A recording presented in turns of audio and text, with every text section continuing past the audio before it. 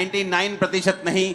वो सांस जो आदम के अंदर फूंका गया और एक मिट्टी का पुतला जीवित हो गया था, वचन कहता है कि जब बाइबल को परमेश्वर के लोगों के द्वारा परमेश्वर की आत्मा की प्रेरणा से लिखा गया, तो परमेश्वर ने वही सांस परमेश्वर के वचनों के ऊपर डाले थे कि जो कोई मुर्दा व्यक्ति इस आने वाले समयों में परमेश्वर के इस वचन को पढ़ेगा, वो वही जीवन पाएगा जो आदम ने पाया था।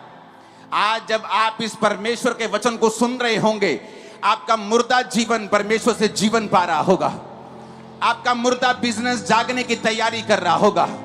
आपके मुर्दा गर्भ जनने की तैयारी कर रहे होंगे। आप देख लेना, आप यहां आए जरूर हो फ्रूटलेस, लेकिन आप जाओगे फ्रूटलेस नहीं, क्योंकि जब आप परमेश्वर के वचन को सुन लोगे जिसमें परमेश्वर का सांस मिला हुआ है, तो आप वही जीवन को पाओगे जो आदम ने पाया था।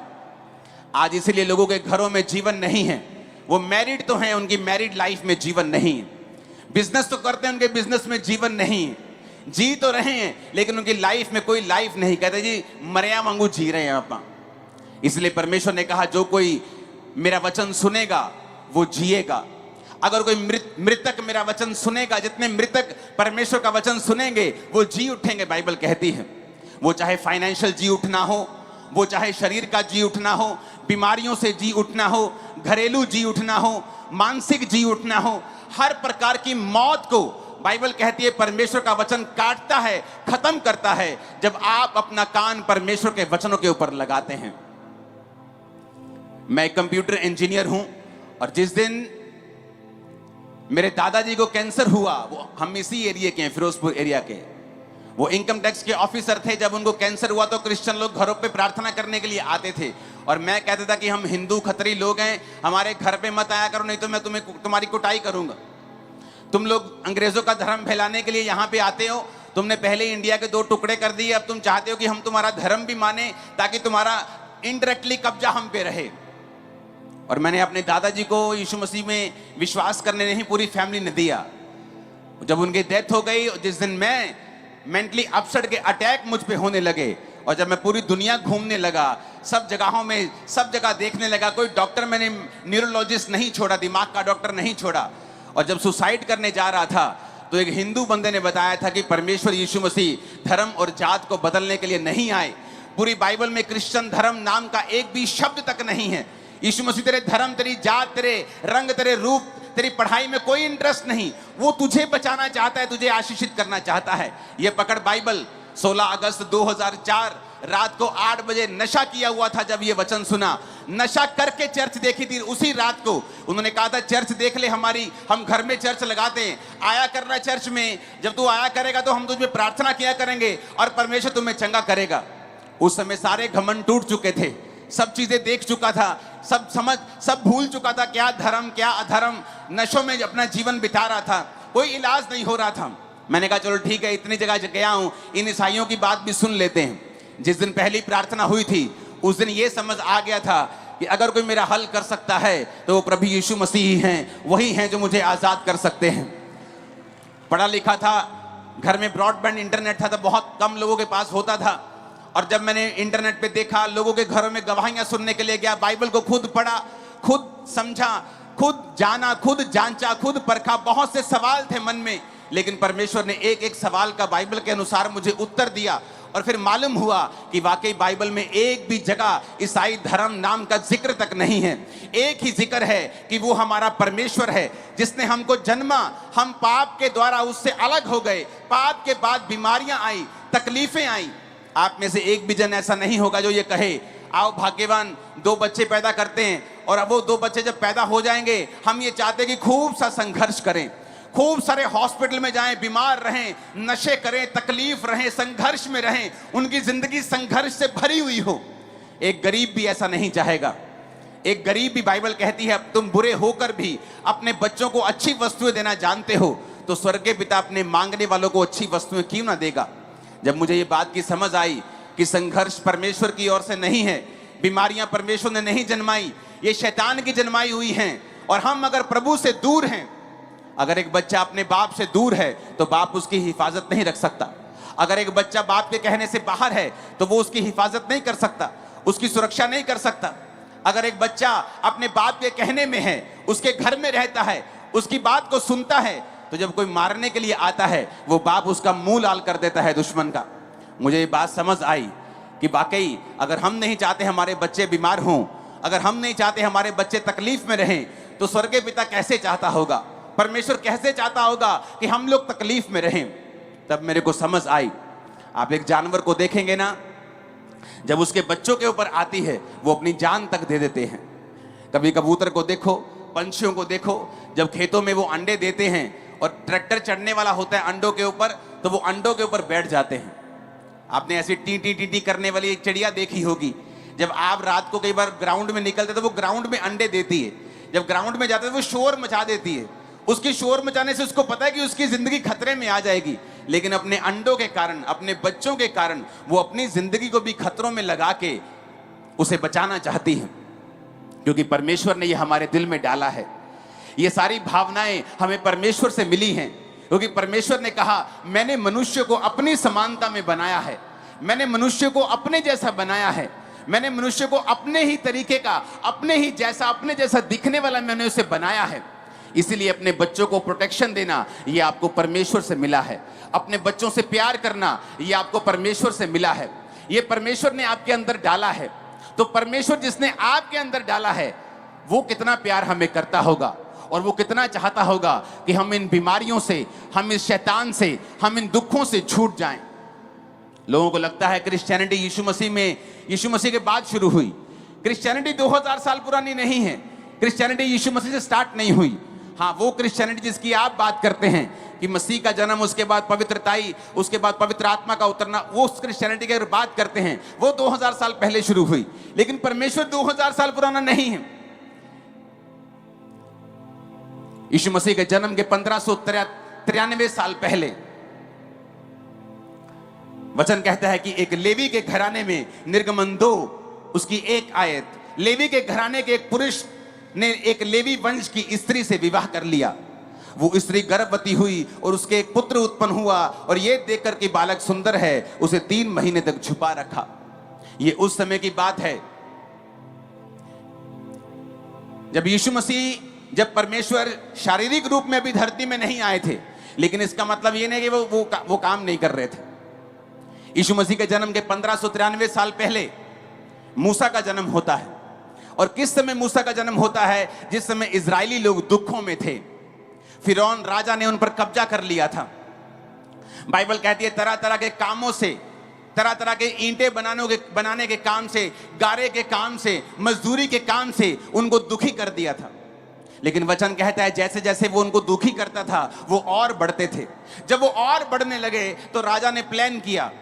उसने कहा ये इतने बढ़ जाएंगे कि हम पर कब्जा कर लेंगे, तो आओ एक प्लान करें, जितने लड़के इनके पैदा हों उनको मार देंगे, जितनी लड़कियां पैदा होंगी उनसे शादियां कर लेंगे, ताकि इस वंश को खत्म किया जा सके, इस पूरी कौम को खत्म किया जा सके। एक स्ट्रेसफुल टाइम था बहुत, क्योंकि ये बोलना बड़ा आसान है, क्योंकि जैसे ही लड़का पैदा होता था आर्मी उसे उठा के लेके जाती थी और उसे मार दिया जाता था। एक स्ट्रेसफुल टाइम था, एक ऐसा समय जो कोई भी प्रजा, कोई भी लोग, कोई भी माँ बाप अपने बच्चों की लाइफ में या अपनी लाइफ में देखना नहीं चाहेंगे। लेकिन बाइबल कहती है उन लोगों ने परमेश्वर की दुहाई दी। परमेश्वर जिसके बारे में मैं आपको बता चुका हूं, जो एक प्रेमी परमेश्वर है, जो छुटकारा देना चाहता है। जिस तरह चिड़िया अपने बच्चों के लिए जान तक दे देती है, उसी तरह परमेश्वर जो अपने बच्चों को इतना प्यार करता है उसके लिए कुछ भी कर सकता है। तो परमेश्वर ने उनकी प्रार्थना को सुना। वचन कहता है परमेश्वर ने इजराइलियों की प्रार्थना को सुन के मूसा को जन्म दिया।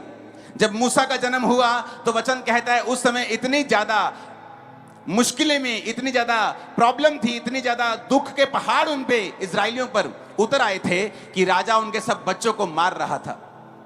वचन कहता है 3री आयत में कि जब वो उससे छिपा ना सकी तो उसके लिए सरकंडों की एक टोकरी लेकर चिकनी मिट्टी की राल लगाकर उस बालक को नील नदी के किनारे वो छोड़ आई। बालक की बहन दूर देखती रही कि उसका क्या हाल होगा। फिरौन की बेटी नहाने के लिए जब नदी के किनारे आई तो उसकी सखियां नदी के किनारे किनारे टहलने लगी। तब उसने कांसों के बीच टोकरी को देखा और अपनी दासी को उसे ले आने के लिए भेजा। जब उसने खोल के देखा कि एक रोता हुआ बच्चा है, तब उसे तरस आया और उसने कहा ये तो किसी इब्री का बालक होगा। हालेलुया। वचन क्या कहता है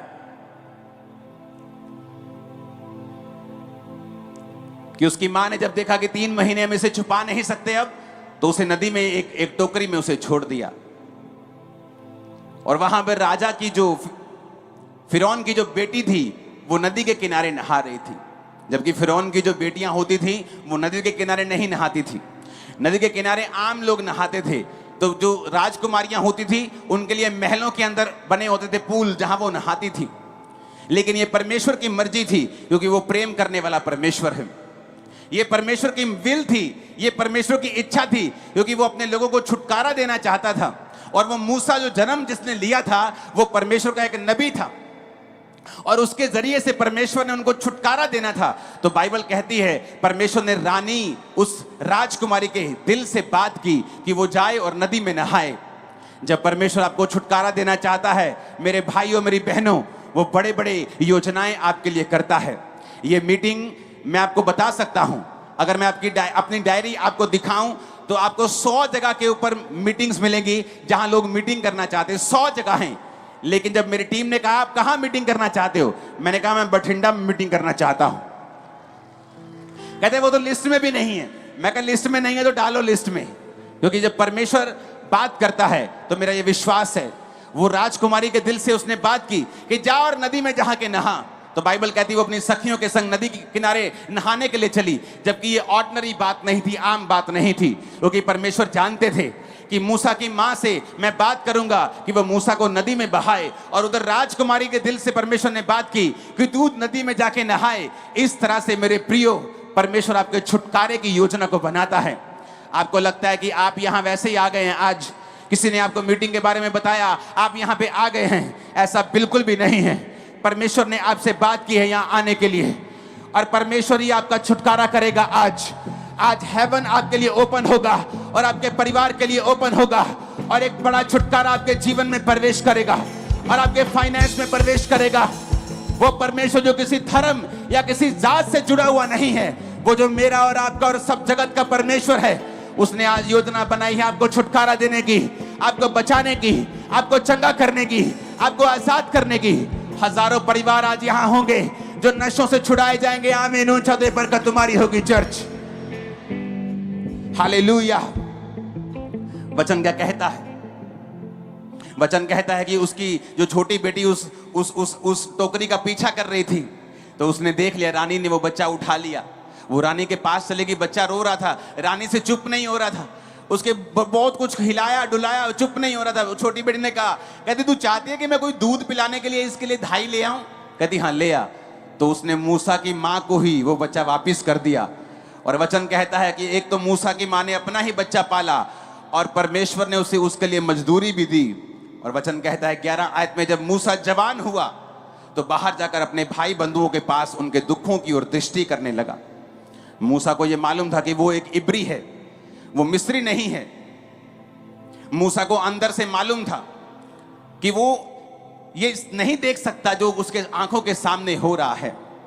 उसने देखा कि मिस्री जन उसके एक इब्री भाई को मार रहा है। उसने इधर उधर देखा, मूसा ने कि कोई नहीं है, और मिस्री को मार डाला और रेत में छुपा दिया। दूसरे दिन जब बाहर जाकर उसने देखा कि 2 इब्री पुरुष आपस में फिर मारपीट कर रहे हैं। उसने अपराधी से कहा, तू अपने भाई को क्यों मारता है? उसने कहा, किसने तुम हम लोगों पर हाकिम और न्याय ठहराया है? मूसा, जिस तरह तूने कल मिस्री को मार दिया था, क्या तू हमें भी मारना चाहता है? मूसा ये सोचकर डर गया कि ये बात खुल गई है। और जब फिरौन ने ये बात सुनी कि मूसा ने उसके एक आदमी को मार दिया है, तो मूसा को घात करने की युक्ति की। तब मूसा फिरौन के सामने से भागा और मिधान देश में जाकर रहने लगा, और वहां वह एक कुएं के पास जाकर बैठ गया। वचन कहता है कि जब मूसा जवान हुआ, बाहर निकला, क्योंकि वो एक राजकुमार था, लेकिन उसके अंदर मालूम था कि वो एक आम व्यक्ति नहीं है। उसकी कॉलिंग उसको बताती थी उसके अंदर से कि जब वो इब्रियों को मार खाता हुआ देखता था, मिस्री उसको मारते थे, तो वो भी एक मिस्री की तरह था, मिस्री राजकुमार था। लेकिन वचन कहता है वो उनको देखकर दुखी होता था। लेकिन मूसा को एक बात समझ आनी चाहिए थी कि अगर आपको छुटकारा चाहिए तो आप शरीर के द्वारा छुटकारा नहीं ले सकते, आपको आत्मिक होना पड़ता है। तो मूसा उस समय इब्रियों को छुटकारा अपनी पावर से देना चाहता था कि मैं राजकुमार हूं तो मैं अपनी पावर यूज करूंगा, लेकिन वचन कहता है उन इब्रियों ने उसको कहा कि किसने तुझे हम पर हाकिम ठहराया है, और उसे रिजेक्ट कर दिया। मूसा को मालूम हो गया कि ये बात खुल गई है कि मैं कत्ल मैंने किया है, तो वहां से वो भागा, मिधान देश में परदेशी होकर रहने लगा। वहां पे एक याजक की भेड़ बकरियों को चराने लगा और उसकी लड़की से शादी करके वहीं सेटल हो गया। 40 साल वो उनकी भेड़ बकरियों को चराता रहा। 40 साल बाद परमेश्वर ने दर्शन दिया और कहा, मूसा जिस काम के लिए अब तू पैदा हुआ है उस काम के लिए तैयार हो जा, क्योंकि मैं तुझे इजराइलियों को छुड़ाने के लिए भेजने वाला हूं।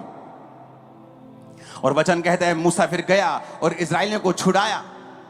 न्यायों 6 उसकी 1 आयत में लिखा है, तब इजराइलियों ने यहोवा की दृष्टि में बुरा किया, इसलिए यहोवा ने उन्हें मिधानियों के वश में 7 वर्ष तक रखा।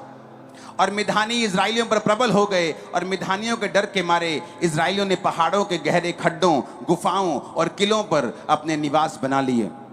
जब जब इजरायली बीज बोते, मिधानी, अमालेकी और पूर्वी लोग उन पर चढ़ाई करके अज्जा तक छावनी डालकर भूमि की उपज नष्ट कर डालते, और इजराइलियों के लिए ना भोजन वस्तु, ना भेड़ बकरी, ना गाय बैल और ना गधा छोड़ते थे। और 5-6 आयत बढ़ेंगे, मिधानियों के कारण इजरायली बड़ी दुर्दशा में पड़ गए, तब इजराइलियों ने यहोवा की दुहाई दी। यहां पर भी सेम वचन लिखा है। ये जो घटना मैं आपसे बात कर रहा हूं, ये यीशु मसीह के जन्म से 1100 कुछ साल पहले की है। यहां पर भी लिखा है कि इजराइलियों ने यहोवा की दृष्टि में बुरा किया, यानी लोगों ने परमेश्वर के सामने पाप किया। और बाइबल कहती है जब पाप किया तो परमेश्वर उनको दुश्मनों के वश में कर देता था। आज हमारे दुश्मन कोई शारीरिक लोग नहीं है, किसी धर्म के, किसी समाज के, कोई पॉलिटिकल पार्टी, क्रिश्चियन लोगों के दुश्मन नहीं है। वचन कहता है कि जब उन्होंने यहोवा की दृष्टि में बुरा किया तो परमेश्वर ने उन्हें एनिमी के, दुश्मन के वश में कर दिया। वचन कहता है कि आज तुम्हारी लड़ाई मांस और लहू से नहीं बल्कि शैतान से, अंधकार की शक्तियों से है। आज कौन लोग बाइबल कहती है वो उनके उपज को नष्ट कर डालते थे, उनके बिजनेस को खत्म कर देते थे, उनके सीड को खत्म कर देते, बीज को खत्म कर देते थे। जब बीज ही खत्म हो गया तो फसल कहां से आएगी? अगर यंग जनरेशन ही नशों में खत्म हो गई तो अगली जनरेशन कहां से आएगी? अगर वो नशे कर करके खत्म हो गए तो अगले दौर में वो कैसे जा पाएंगे? क्योंकि शैतान बीज के ऊपर अटैक करता है, और शैतान उन्हीं पे अटैक करता है जो परमेश्वर से दूर हैं। वचन कहता है कि इजराइलियों ने यहोवा की दृष्टि में बुरा किया और परमेश्वर ने उन्हें शैतान के वश में कर दिया। मिधानियों को शैतान की तरह ले लो, क्योंकि अब हमारा युद्ध किसी इंसान से नहीं है। आज जब एक व्यक्ति प्रभु से दूर होता है, आज जब एक व्यक्ति परमेश्वर को देख नहीं पाता, क्योंकि धर्म का चश्मा लगा लेता है, जात का चश्मा लगा लेता है, उसे फिर परमेश्वर दिख नहीं सकता। अगर परमेश्वर को देखना है तो अपने आप को संसार से दूर करके, अपनी आत्मिक आंखों को खोल के हमें परमेश्वर को देखना पड़ेगा कि परमेश्वर किसी धर्म या जात का नहीं, परमेश्वर मेरा परमेश्वर है जिसने मुझे पैदा किया और वो मुझे छुटकारे में देखना चाहता है। बाइबल कहती है जब इजराइलियों ने परमेश्वर की दृष्टि में बुरा किया तो उसने उन्हें मिधानियों के वश में कर दिया और वो उनके बीजों के ऊपर हमला करने लगा। जब शैतान आपकी लाइफ में काम करता है, आप सोचते हैं कि ये मैंने 80,000 जमा कर लिया है, अब मैं ये 80,000 से अपने जो कच्चा कमरा है मैं उसको पक्का कर लूंगी, और शैतान आता है एक बीमारी के साथ और आपके 80,000 की बजाय 1,60,000 आपका खा जाता है। आप सोचते हैं ओ मैंने अपने बच्चे के लिए सारा कुछ दे दिया है, मैंने बड़ी मजदूरी की है, मैंने बड़ा काम किया है, मैंने घरों का काम करके, मैंने खेती करके, कैसे भी करके अपने बच्चों को बड़ा किया है। और शैतान आता है और उन्हीं बच्चों को नशे की लत लगा देता है, क्योंकि शैतान हमेशा बीज के ऊपर हमला करता है। आप सोचते हैं कि अब मैंने कुछ कर लिया है, अब मैंने अपने बच्चे को फौरन भेज दिया है, और वहां से न्यूज आती है कि आपके बच्चे का एक्सीडेंट हो गया है, क्योंकि शैतान बीज के ऊपर हमला करता है, आपके बिजनेस के ऊपर हमला करता है, आपकी सेहत के ऊपर हमला करता है। वचन कहता है कि जो खुदा से दूर होगा शैतान उस पर हमला करता है। ये नहीं कि परमेश्वर उस पर हमला कर रहा है, परमेश्वर दुख नहीं देता। आप अपने बच्चों को दुख नहीं देते, आपके बच्चे आपसे दूर भी हो जाए तो आपको दुख नहीं देते, लेकिन आप अपने बच्चों की सुरक्षा नहीं कर पाते जब बच्चे आपसे दूर होते हैं। जब आप परमेश्वर से दूर हो जाते हैं, जब आप दुनिया के पाप में चले जाते हैं, व्यभिचार में चले जाते हैं, चोरियां करने लगते हैं, कुंडियां डालने लगते हैं, अलग अलग प्रकार के आप गलत काम करने लगते हैं, तो बाइबल में लिखा है आप परमेश्वर की दृष्टि में आप पापी बन जाते हैं। जब आप पापी हो जाते हैं तो शैतान के पास अधिकार होता है कि वो आपके बीजों के ऊपर हमला कर सके और आपके ऊपर अटैक कर सके। लोग बोलते हैं अगर परमेश्वर जिंदा है तो हॉस्पिटलों में लोग मर क्यों रहे हैं? अगर परमेश्वर जिंदा है तो इसका इकलौता बेटा कैसे मर गया? इसके अभी 3 महीने पहले शादी हुई थी, ये कैसे मर गया? परमेश्वर ने उसे नहीं मारा, शैतान ने उसे मारा है। जब हम प्रभु से दूर होंगे तो परमेश्वर की सुरक्षा फिर हमारे जीवन में काम नहीं करती।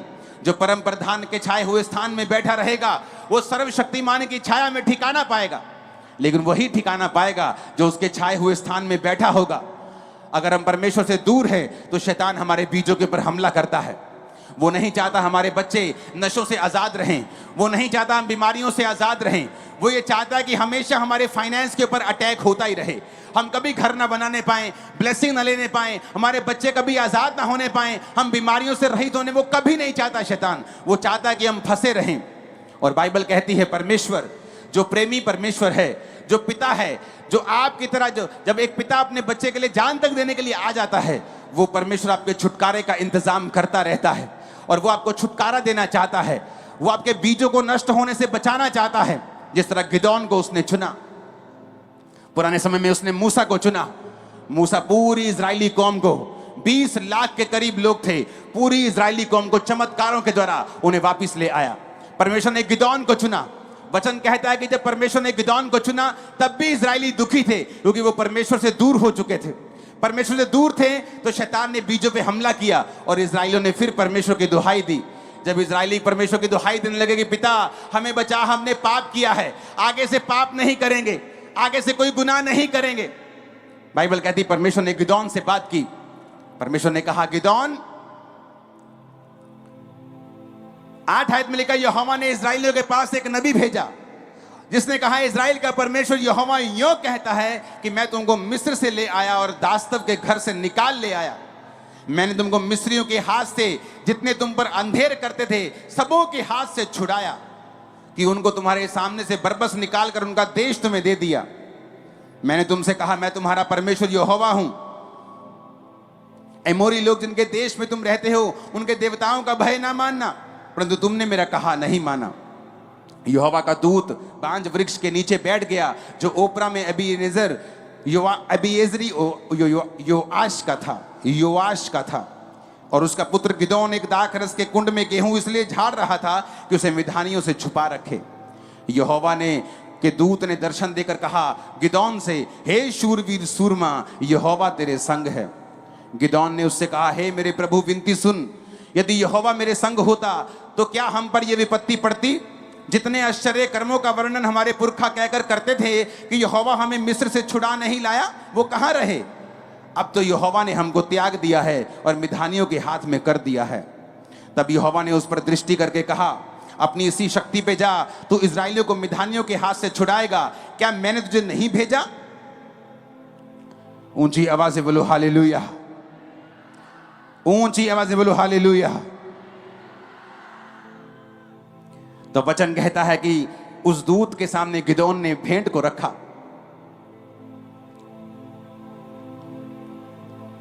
और उस भेंट को दूत ने छुआ और वो आग बन गई और उसके बाद दूत चला गया।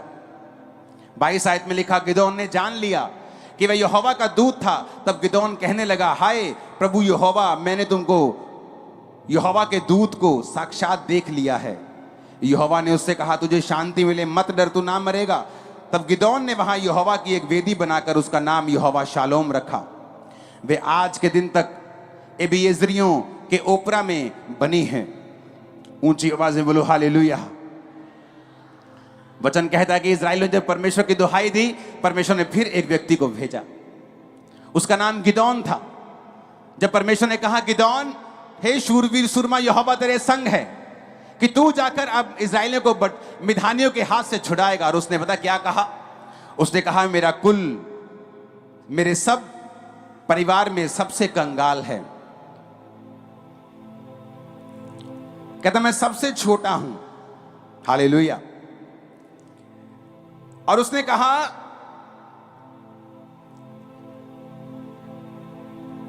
कि मैं छोटा तो हूं, कि मेरा परिवार कहता सब मेरे कुलों में से सबसे छोटा है। वे साडा मतलब साडा परिवार जिहड़ा सारे रिश्तेदारां चों सब तो गरीब है कहता, और कहता मैं अपने परिवार में सबसे छोटा हूं। कहता मैं ऐसे कैसे कर सकता हूं।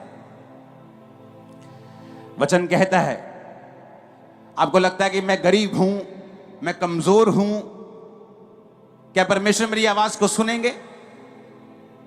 मेरे पास कोई पैसा नहीं है, क्या मेरी आवाज सुनी जाएगी? आप जहां भी जिस कोने में बैठे हों, वचन ये बात कहता है, वचन कहता है कि मैंने जगत के निर्बलों को चुन लिया, मैंने जगत के तुच्छों को चुन लिया, जिनको लोगों ने रिजेक्ट कर दिया जात पात के नाम के ऊपर, गरीबी के नाम के ऊपर, रंग के नाम के ऊपर, कद के नाम के ऊपर। उसने कहा जो तुच्छ हैं मैंने उन्हें चुन लिया और उन्हें इतना बड़ा किया कि जो अपने आप को कुछ समझते हैं उन्हें शर्मिंदा करने के लिए।